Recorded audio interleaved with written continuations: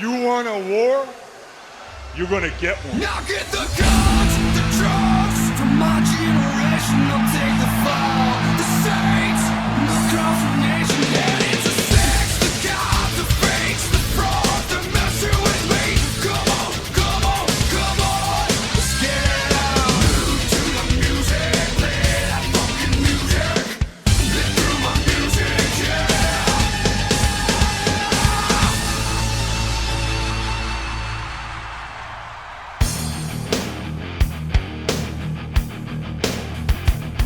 Welcome back to Reliving the War, and welcome to the 26th of October 1998. WWF Raw is in Madison, Wisconsin tonight, while Nitro takes place in Phoenix, Arizona. Halloween Havoc just took place last night, and WCW have a pretty big problem on their hands. A negative that they try to turn into a positive on Monday Nitro. Let's get started and see how WCW handled this crisis.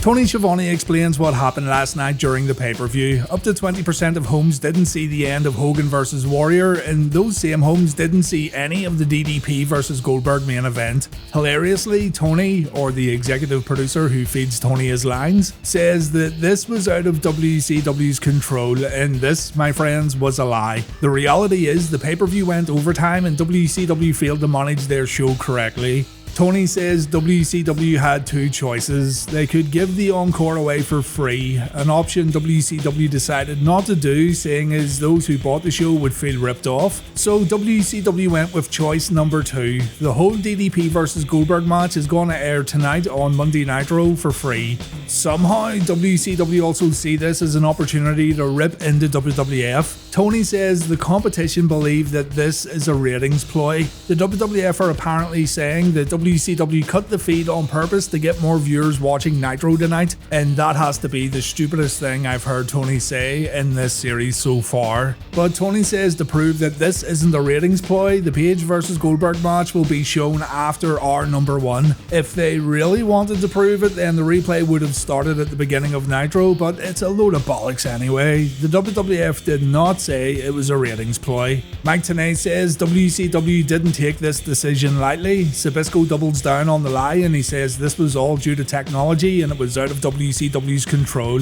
I will say this, fair play to WCW for showing the match, it's the best thing they could do, but lying about why it happened and using it to take shots at the competition was pretty low and unnecessary.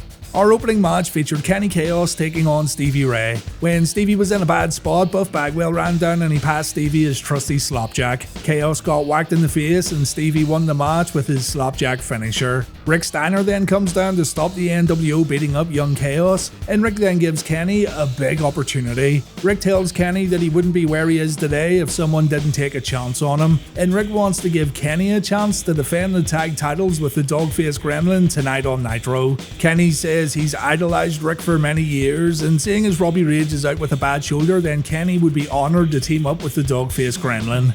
Kanyon wanted to know who better than Kanyon before his match with Iaukea, and when the crowd said everybody, Chris took it out on the Prince. Raven stayed at ringside for this match and he didn't interfere. Iaukea pulled off a nice springboard front senton, but he got put away with Kanyon's flatliner. Chris said he was king of the world after winning the match. Mean Gene welcomed the 4 Horsemen to the ring minus Steve McMichael. Flair said that Big Steve was the only casualty as the Horsemen made their way through Vegas, but the big man is expected to show up a bit later. In regards to Bischoff trying to keep the Horsemen away from Nitro, Rick says the faction is here to stay. And when Eric shows up on the entranceway, he says he needs to say something really important. Eric admits that he was wrong. He didn't realize how much Flair meant to the fans of WCW, and Bischoff now knows that the fans want to see Ric Flair wrestle again. Bischoff says he'll give Rick what he wants. The fans are going to see Ric Flair wrestle tonight on Monday Nitro, and Rick's absolutely delighted. So we've got a Flair match to look forward to tonight on TNT. Alex is so nice. Alex is so sweet. Alex is a German boy who slaps you with his meat. Oh, big Bratwurst.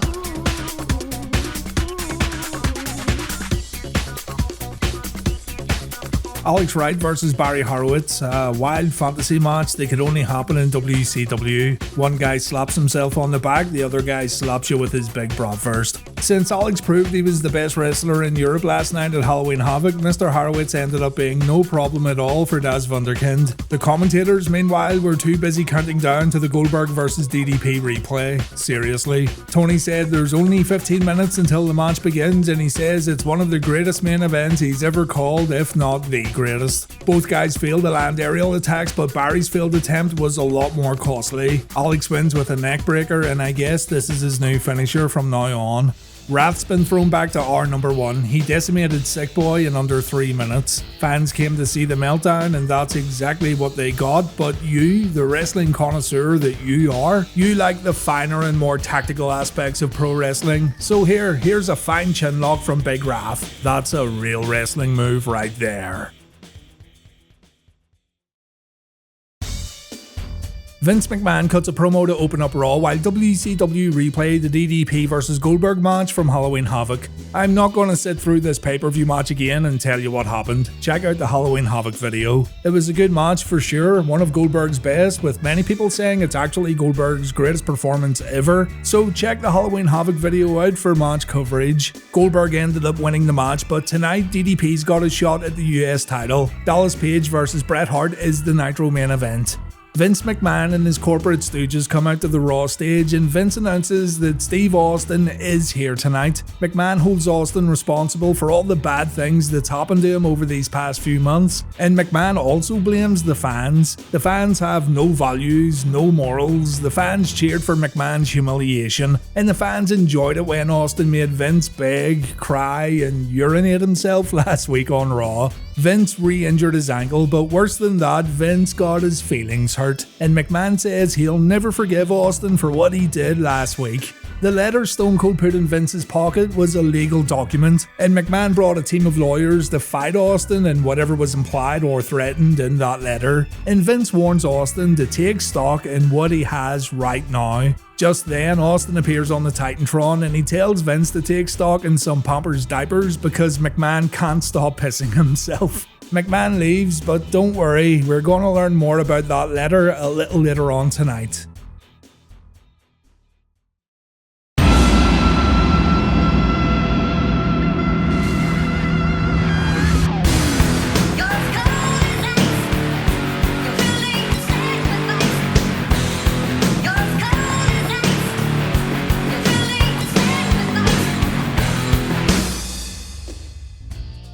The NWO cut a promo next on Nitro while Steve Blackman takes on X-Pac for the European title. I got my hopes up big time for this Blackman vs X-Pac match, and it doesn't go very far to be honest. We learn before the bell rings that Chyna got arrested last week for failing to appear in court. She's out of the slammer now, but she's staying at home because this harassment stuff's getting a bit weird. Blackman performs a shoulder block, but X-Pac puts God down with a hip toss and a spinning back kick. Not to be outdone, Stevie replies with a standing sidekick. X-Pac gets drop kicked in the corner and he gets launched into the opposite turnbuckles at high speed. And after taking a sidewalk slam, X-Pac ends up on the receiving end of the most electrifying move in sports entertainment today, the motherfuck elbow. Blackman karate chops X-Pac's head. We're gonna get a new champion of Europe in a moment, ladies and gents. Waltman takes a few hard chops in the corner, and when he tries to fight back, he ends up taking the Blackman torpedo. Then the match comes to an end when X-Pac gets clotheslined out of the ring. Out of nowhere, the real man's man, Steve Regal, shows up and Pac gets attacked. The referee calls for a DQ. Jerry Lawler thinks that Regal mustn't be too happy with X-Pac being the champion of Europe as the beatdown continues. The Outlaws and officials have to run down to help Pac out. And as for Steve Blackman, well, he didn't want to be European champion anyway, so he doesn't really care.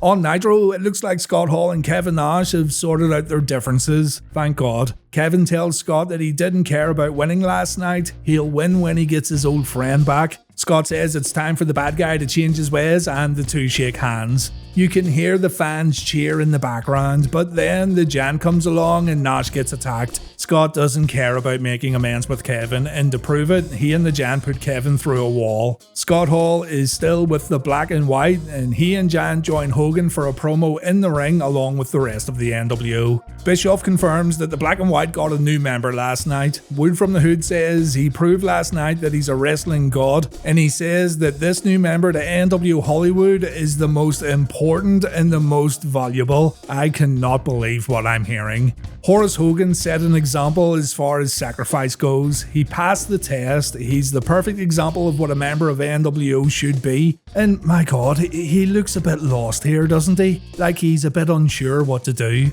Hogan quotes his theme song when he says Horace will stand next to any mountain and chop it down with the edge of his hand. The Brotherhood welcome in Horace Hogan. The group isn't here for an eternity, they're here for life. So there you go, the most valuable and important member of the group just joined up. Fucking brilliant. By the way, I want to say hi to my one little fan out there. Hello, Smokey, my cat.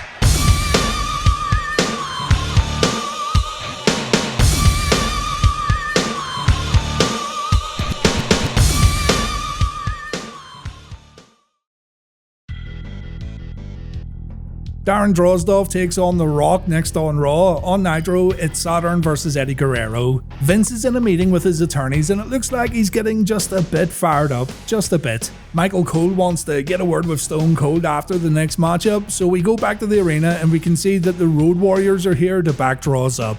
The Rock's still #1 contender for the WWF belt, yet Jim Ross says that Rock, Bossman, Undertaker and Kane are all confirmed for the Survivor Series tournament. The match goes to the corner where Rock lays the smackdown on Droz, but Darren comes back with an arm drag and the People's Champ doesn't look too amused. The match resets and the Great One brings it to the corner again. Droz pulls off a jumping back elbow that didn't have a great landing. The two trade wrist locks, Rock gets the better of Droz, but Rock then ends up taking a jumping shoulder block. Still, Rocky comes back with a DDT, and when the Road Warriors inadvertently distract the referee, Rock hits a low blow. A power slam from Droz gets followed up with a jumping clothesline. Droz then tries the Blackman torpedo, but Rock moves out of the way and Darren takes a rock bottom. The Great One then performs a People's Elbow and Rock defeats Droz by pinfall. Droz shoves Hawk away when the Road Warrior tries to console him. Animal seems to take Droz's side here and the two leave Hawk standing in the middle of the ring. What a pair of ingrates.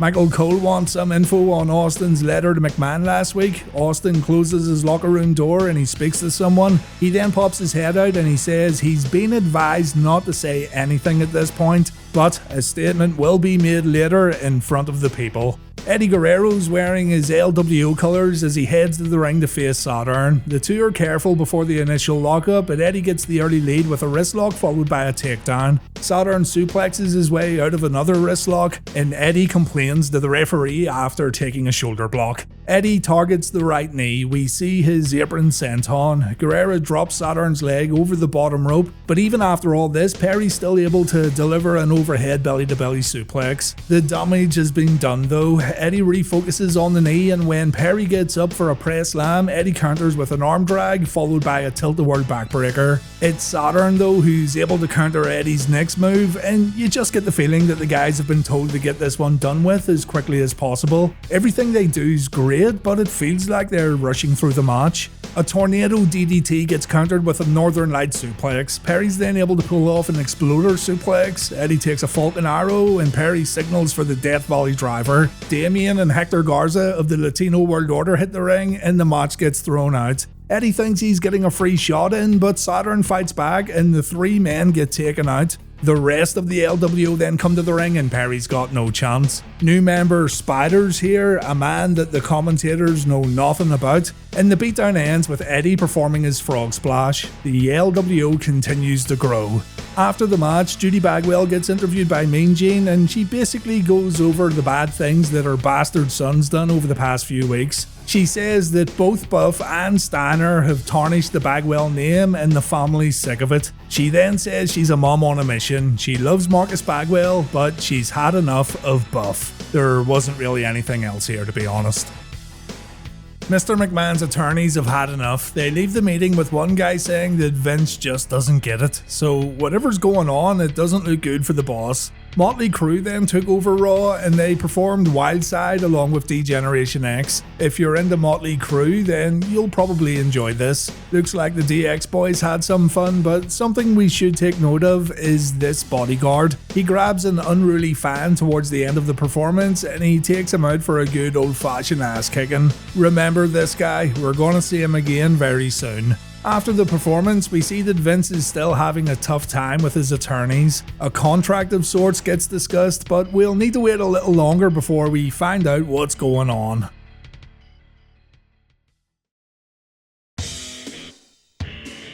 Next on Raw, we have Gangrel versus Kane. Sounds spooky. On Nitro, it's Stevie Ray and the Giant versus Rick Steiner and Kenny Kaos. On Raw, the vampire fights the demon. Christian's here with Gangrel, but I'm not sure if Christian can do much to help here. Kane beats the crap out of Gangrel at the opening bell. Kane chokes his opponent out in the corner before hitting the vamp with a big boot. And then Christian actually does try to help by pulling the top rope down, causing Kane to tumble out of the ring. Gangrel saves the light heavyweight champ from getting destroyed, but Kane hits Gangrel with a clothesline before dropping him on the guardrail. Back in the ring, Gangrel gets slammed to the mat following a choke lift. Christian tries to help out again, but that doesn't work out too well. And the match ends with Kane performing his diving clothesline before hitting Gangrel with a choke slam. Kane defeats Gangrel, but fans are in for a shock when Christian and Gangrel get a little help during the post-match beatdown. It looks like Gangrel and Christian are struggling a little to keep Kane down, so here comes Edge. Edge attacks the big red machine, and the crowd's cheers instantly turn to boos when this happens. The three men, who would become known as the Brood, give Kane all they have, and still Kane sits up after the beatdown. So the three end up retreating back through the audience, and we have now got ourselves a new group in the WWF. It seems like the company are phasing out their old factions and bringing in a few new ones, and this continues to happen over the next few weeks. On Nitro, I fully expected Rick Steiner to lose the tag team championships, but that's not what happened. Kenny Kaos was pretty good at the opening bell, but he got kneed in the back by the Giant, and Stevie put him down with a standing sidekick. The Giant then welcomed Kenny to the big time with a big chop, and Giant then lifted Kenny up for a bear hug like Kaos was nothing. Kenny Kaos is not a small man. He manages to tag in Rick while in the bear hug, and Rick pulls off a diving clothesline. Check this out. 1, 2, 3, kick out. Brilliant. Stevie does a little damage on the outside, and back in the ring, the NWO guys try a double clothesline. Kenny Kaos sacrifices himself and the Giant gets distracted, and this allows Rick to backdrop Stevie. Rick then pulls off the Steiner Bulldog, and the babyfaces retain the tag team championships. I think this means Kenny's now officially a tag team champion, and I'm all for it. He's been with WCW since the beginning of Nitro, and both he and Robbie Rage could never get a break. So good stuff right here from WCW.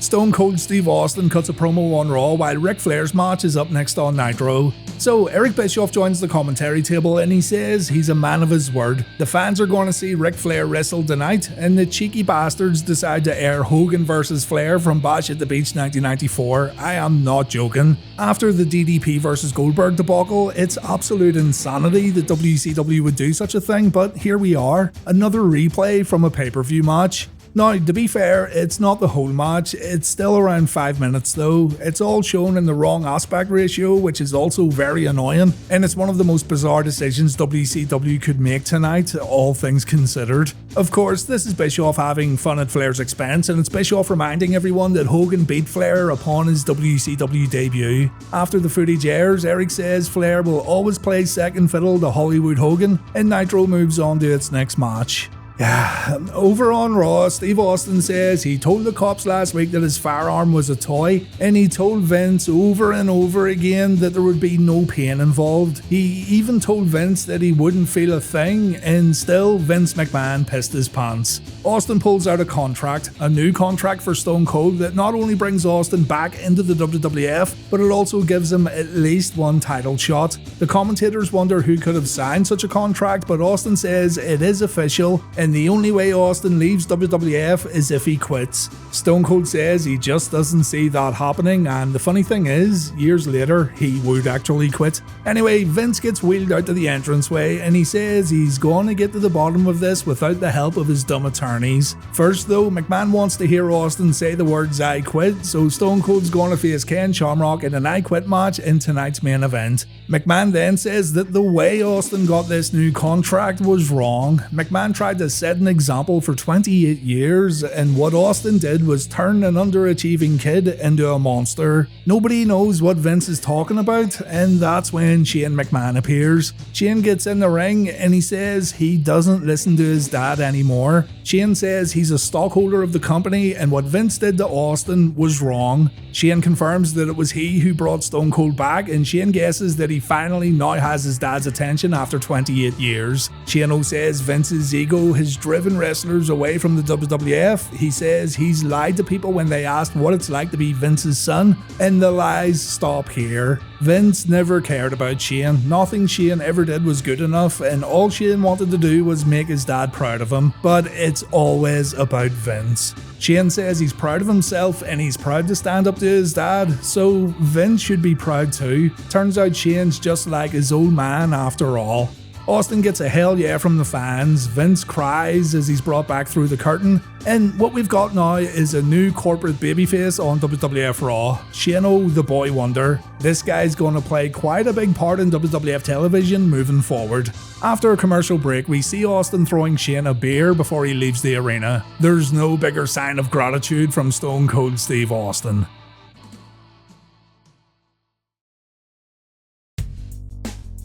Juvi versus Kidman on Nitro. On Raw, it's Tiger Ali Singh versus the Godfather. Feels like Juventud Guerrera versus Billy Kidman's a safety net for WCW, and that's not a bad thing really, seeing as their matches are always good. But I think this is now the fourth match between these two that we have covered on Reliving the War, 3 on Nitro and 1 on pay-per-view. Remember too, Disco had to defeat Juvi last night to get a Cruiserweight title shot, so why Juvi gets granted a shot on Nitro the next night's anyone's guess. The first exchange ends with a snappy head scissors from Juventud. Kidman gets his head rocked on the top turnbuckle pad before Juvi performs a diving head scissors. We then see a brainbuster from Guerrera, and that's a chin lock right there, folks. Kidman performs a back suplex into a Sambo suplex, and Juvi replies with a famouser. The crowd pops when the champ counters a head scissors with a wheelbarrow suplex. It's great stuff. But Juvi drives Kidman into the mat with a bulldog, and he looks to end it with a big crossbody from the top. The move looks good, but Kidman kicks out at 2. Guerrero goes up again. He gets drop kicked out of the air, and this is the exact same thing that happened in last week's Kidman versus Mysterio match.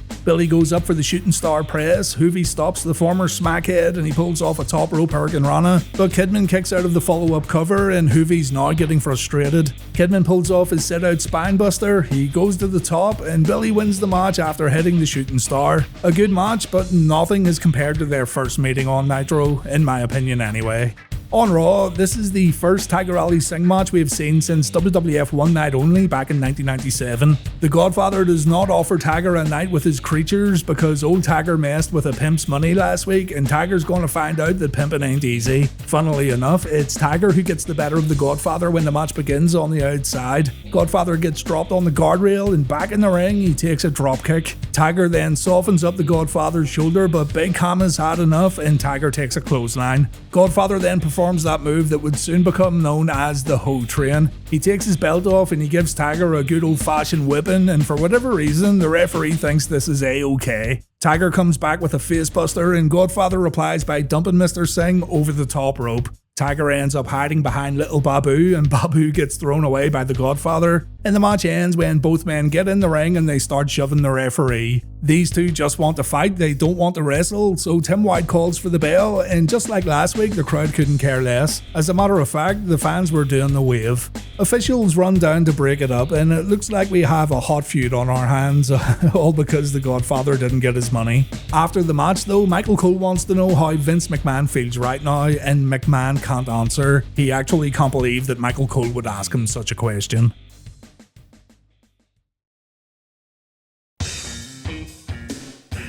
The Oddities and ICP take on Kanyon next on Raw. On Nitro, Scotty Steiner and Buff Bagwell get some mic time. Scott says for 2 weeks straight he's been putting girls down while they tell Steiner that he's the daddy. Big Papa pumps your hookup, you know the drill. Scott calls Buff the best setup man of all time. Not only are Buff and Scott NWO for life, they're now friends for life. That's really nice. Buff says his mom was out here talking trash, and he reminds the women in the arena that their place is in the household, cooking, cleaning and looking after their men. And Buff tells his dad to set Judy straight when she gets home.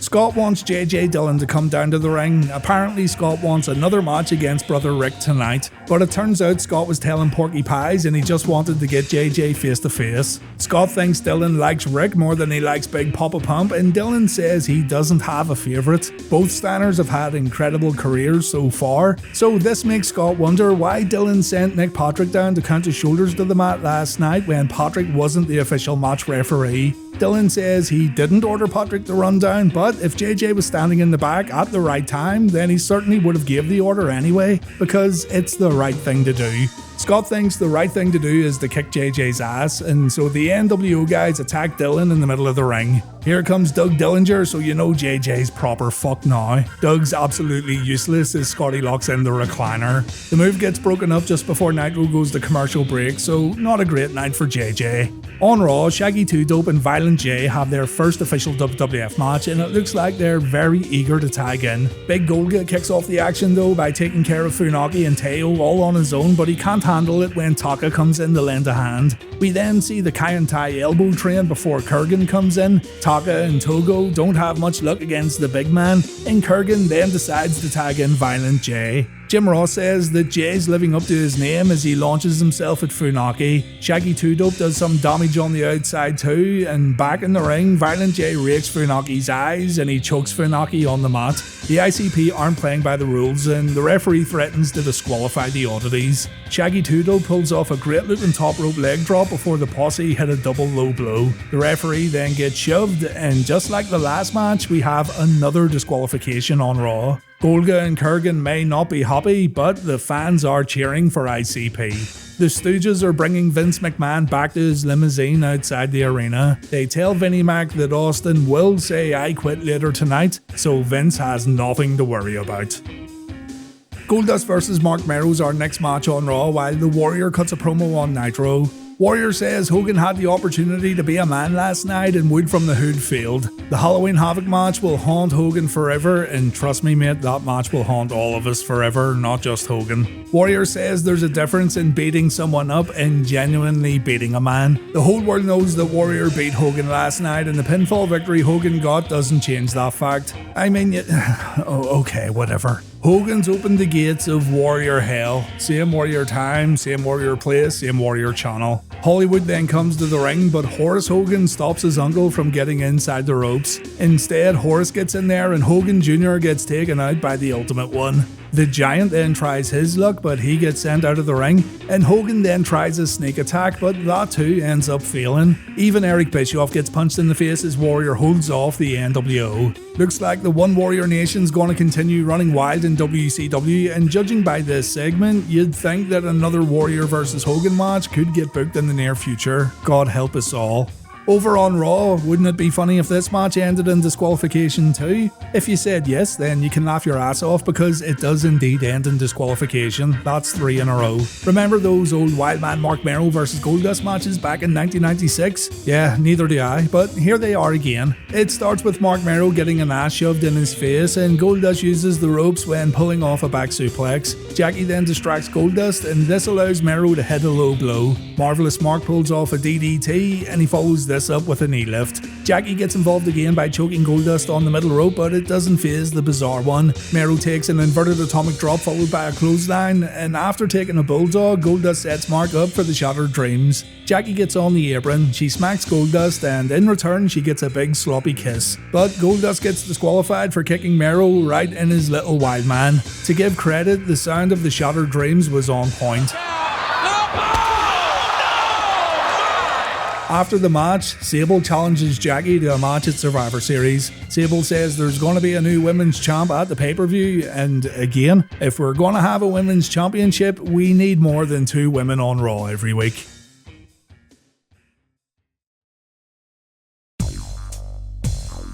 We have tag team matches in the semi-main events. The Outlaws take on Al Snow and Mankind, while Scott Hall and Scott Steiner battle Lex Luger and Conan. The WCW match is a bit of a wild one. All 4 men brawl at the opening bell, with the Wolfpack getting the better of the Black and White. The referee feels to get control as Scott sends Conan out of the ring, and while Lex is able to take care of Scott just fine inside the ropes, Conan isn't so lucky. Conan takes a Steiner recliner before taking a chair shot. Lex and Scott then begin fighting on the entranceway, so the other 2 guys get inside the ring. Steiner hits K-Dog with a clothesline before the 2 go back to the outside, and it's nothing but a fight right here between these men. The referee can't do anything about it. Steiner chokes Conan with his own chain while Lex and Scott head back to the ring. Hall takes the bionic forearm just before Conan and Steiner return, and in the middle of the fight the referee gets taken out and we aren't going to get a winner in this one. It ends with Hall getting put in the torture rack and Steiner breaks it up with a tackle. Nitro then takes a commercial break, so yeah, messy, uncontrollable, and nobody came out better nor worse. On Raw, Michael Cole wants to know why Mankind decided to tag with Al Snow. Mankind says Snow's an exceptional wrestler, although head may be the stupidest thing he's ever seen since the People's Elbow. Snow reminds Foley that he's talking to a sock, and Mankind says he knows, but Socko's cool. Mankind has one word for the Outlaws. Socko! Socko. Ladies and gentlemen, boys and girls, children of all ages.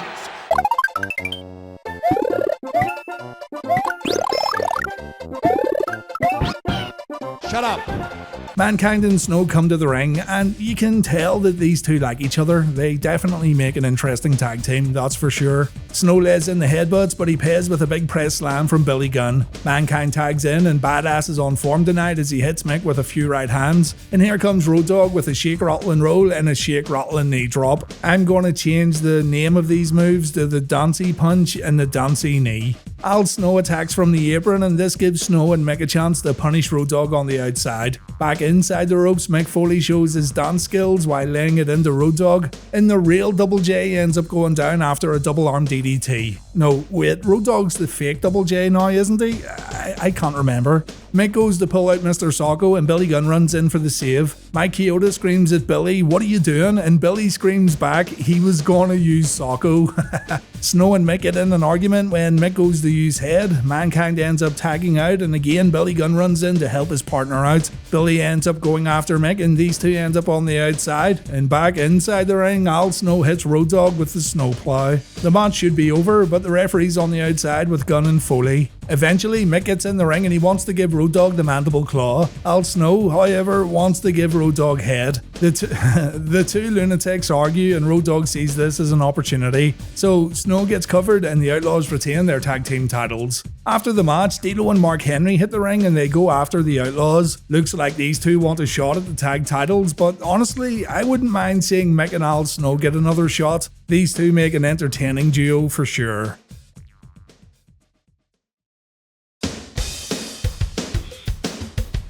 Raw ends this week with Ken Shamrock versus Steve Austin. On Nitro, we've got Bret Hart defending the US title against Diamond Dallas Page. Unfortunately, Bret didn't bring Smokey the Cat with him to Nitro this week, and that's a real shame. Maybe next week. This is the 3rd DDP versus Bret Hart match we've seen on Nitro. Let's see if this one can top the others. His Excellency gets shoved to the mat after the initial lockup, and Bret counters a body slam with a pin attempt. He then tells the Road Dogg to shut up, and Dallas goes down after a hammerlock. Page gets up, he counters Bret's wrist lock, and Bret gets caught out with a schoolboy pin, but he kicks out at 2.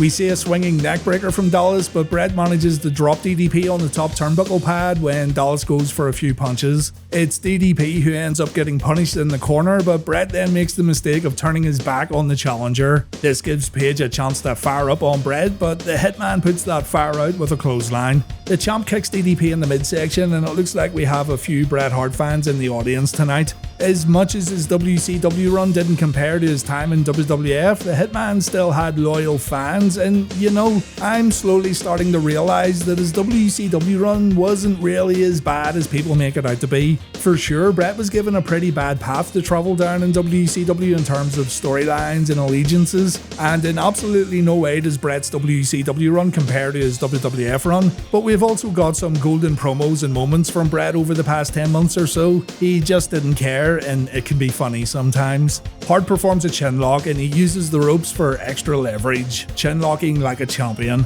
Page tries to fight his way out, but DDP takes a DDT. He's gone a JOB on TNT. Or maybe not. Page hits Bret with a discus clothesline, the champ gets pancaked, Dallas then goes to the top rope and his little diamonds get smashed courtesy of Bret Hart. Dallas then takes a huge picture-perfect superplex, but the match isn't over yet. Dallas tries to steal the victory a few times with surprise covers, but Bret stays in it. We see the backbreaker from Hart followed by the diving elbow drop, and Bret gets annoyed at the referee when he only gets a 2. Page starts pulling out desperation moves. His armbar takedown leads to nothing, and he hits a jawbreaker on Bret when the champ was pulling Page up from the mat. But the crafty Hitman manages to hit both Page and the referee with a low blow, and Bret decides to use those brass knucks that don't look like brass knucks, but we'll call them brass knucks anyway. The Hitman swings, he misses, DDP nails him with a diamond cutter, and we have a new US champion. Dallas Page wins the Nitro main event, and yeah, this was their best match so far in my opinion. Bret isn't happy. He takes a steel chair and he goes to work on DDP's knee. It's a vicious assault from Bret, and the commentators mention that Bret's been getting a lot more violent these past few weeks. Smokey the Cat cheers at home as the Hitman locks in a sharpshooter. We then get more chair shots as Dallas screams in agony, and Nitro goes off the air when Bill Goldberg runs down for the save. A decent main event to end a pretty rough episode of Nitro.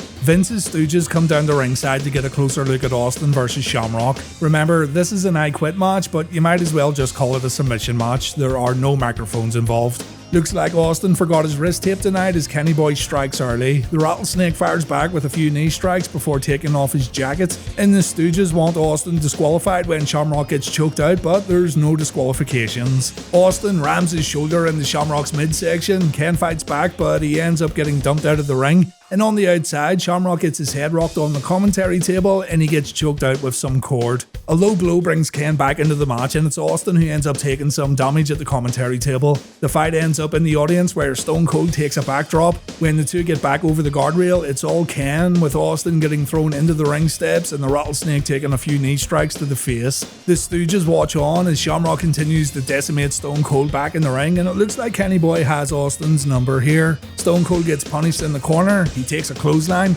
Shamrock applies a camel clutch to make Stone Cold humble, and Austin gets taken down again before taking a leg drop. Stone Cold fights back, and the moment Austin starts striking, the crowd goes nuts. We see the Luthez press from Stone Cold. The Rattlesnake's just about to fire up, but Jerry Briscoe grabs Stone Cold from the outside, and this is where our match ends. The referee leaves the ring and the Stooges end up attacking him, so Stone Cold goes out to beat up Slaughter, Patterson and Briscoe. Mick Foley ends up getting in the ring and he sticks Mr. Socko down Shamrock's throat, and this gives Austin the opportunity to grab a steel chair, and Ken gets his head smashed in. The referee wakes up, Austin makes it look like Shamrock's tapping out, and Stone Cold wins the Raw main event. All three Stooges get in the ring and they all take Stone Cold stunners, and the crowd go home happy after Stone Cold celebrates his big victory. Two decent TV matches in the main event spots this week on both Raw and Nitro.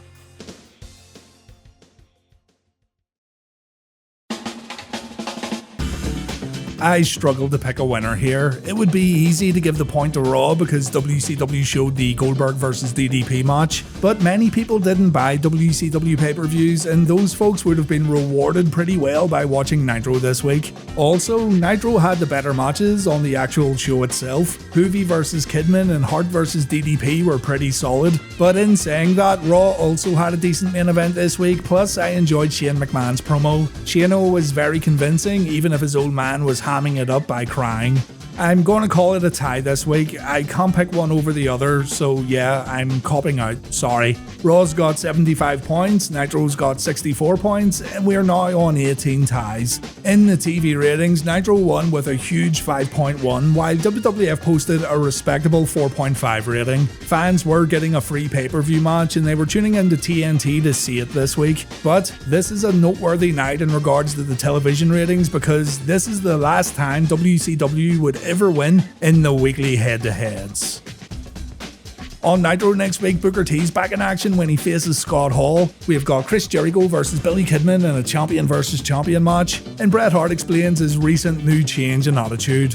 On Raw, we've got The Brood versus D-Generation X in a 6-man tag. Steve Regal competes in the ring, and Dan Severn confronts Owen Hart in regards to his neck injury. Join me next week for more Raw versus Nitro action. Thank you very, very much for watching, and please take care.